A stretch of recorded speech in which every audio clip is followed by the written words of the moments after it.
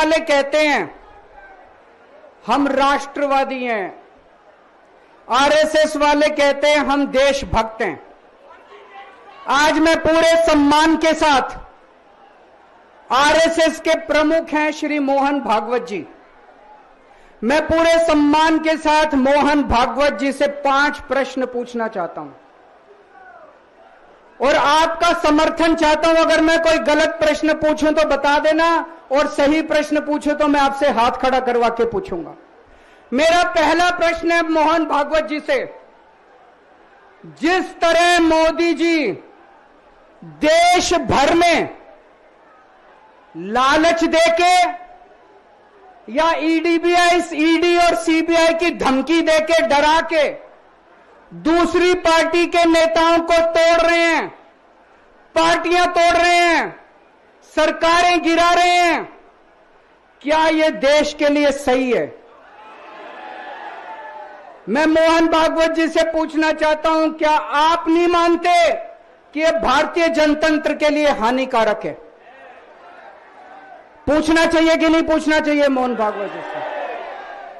मेरा दूसरा प्रश्न है उनसे, देश भर में सबसे भ्रष्टाचारी नेताओं को मोदी जी ने अपनी पार्टी में शामिल करवा लिया।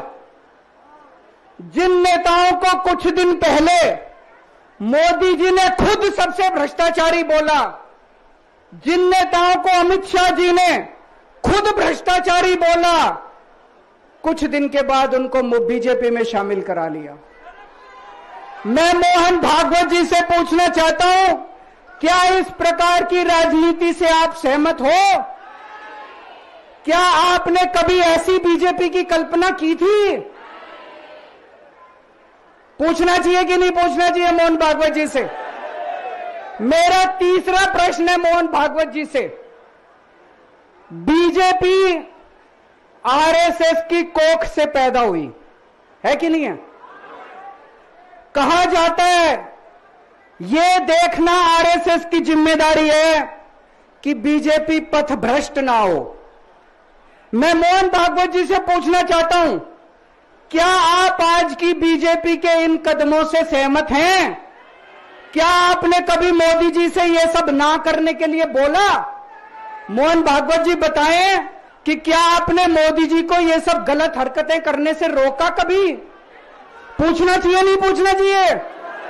मेरा चौथा प्रश्न है मोहन भागवत जी से, जेपी नड्डा जी ने लोकसभा चुनाव के दौरान उन्होंने कहा कि बीजेपी को अब आरएसएस की जरूरत नहीं है। आरएसएस बीजेपी की मां समान है कि नहीं है? क्या बेटा इतना बड़ा हो गया कि मां को आंखें दिखाने लग गया? क्या बेटा इतना बड़ा हो गया कि आज मां को आंखें दिखाने लग गया? जिस बेटे को पाल पोस के बड़ा किया, जिस बेटे को प्रधानमंत्री बनाया, आज वो बेटा पलट के मां को अपनी आंखें दिखा रहा है। मातृतुल्य संस्था आरएसएस, आज वो बेटा अपनी मातृतुल्य संस्था को आंखें दिखा रहा है। मैं मोहन भागवत जी से पूछना चाहता हूं, जब नड्डा जी ने ये कहा तो आपके दिल पे क्या गुजरी, आप जरा बताइए इस देश को। क्या आपको दुख नहीं हुआ?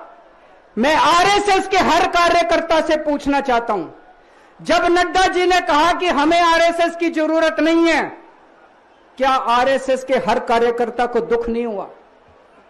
मेरा पांचवा प्रश्न मोहन भागवत जी से मैं कहना चाहता हूं, आप ही लोगों ने मिलकर कानून बनाया था कि 75 साल के होने पे कोई भी व्यक्ति रिटायर होगा।